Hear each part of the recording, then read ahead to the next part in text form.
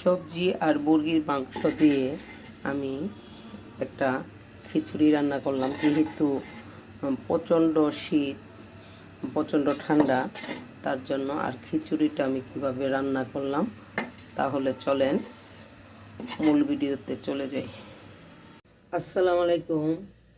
অনেক শীত, অনেক ঠান্ডার মাঝে বাচ্চারা বলছে সবজি খিচুড়ি খাবে।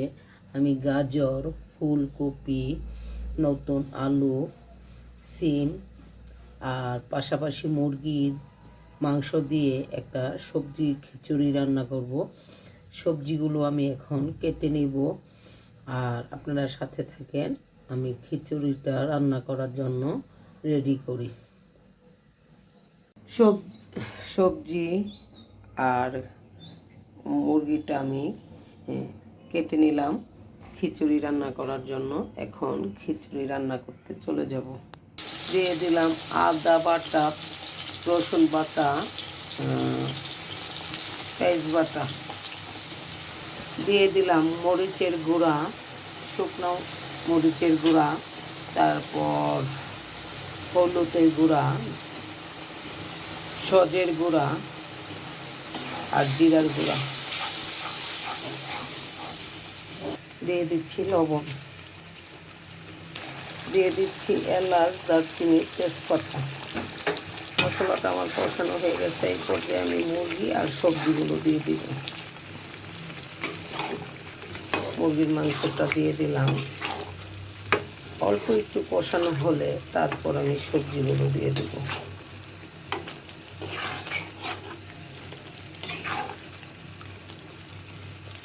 মাংসটা আমার কষানো হয়ে গেছে, এখন আমি সবজিগুলো দিয়ে দিচ্ছি।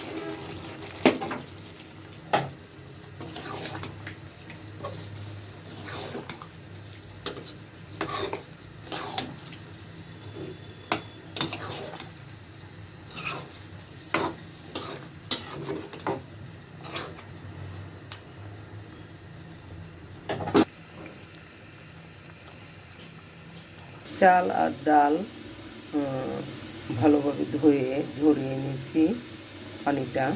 পাশের চুলায় খিচুড়ির জন্য পানি গরম হচ্ছে আর সবজি আর মুরগিটা আমার হচ্ছে। তেলে দিয়ে দিলাম পেঁয়াজ কুচি, খিচুড়ির চালটা ভাজার জন্য। পেঁয়াজগুলো ভেজে নিলাম, এখন আমি চাল দিয়ে দিব। চালগুলো দিয়ে দিলাম।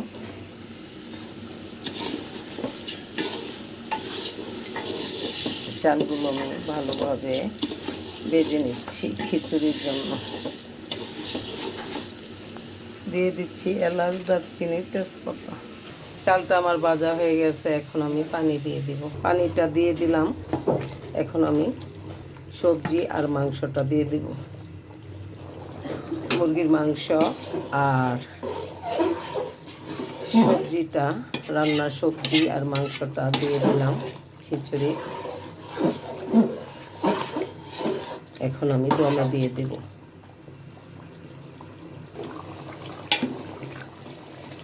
লাড়া দিয়ে দিলাম।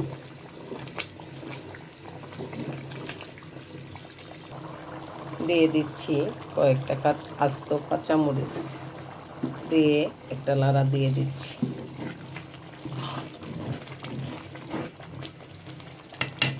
সাথে চুলায় একটা তাওয়া বসিয়ে দমে বসিয়ে দেব।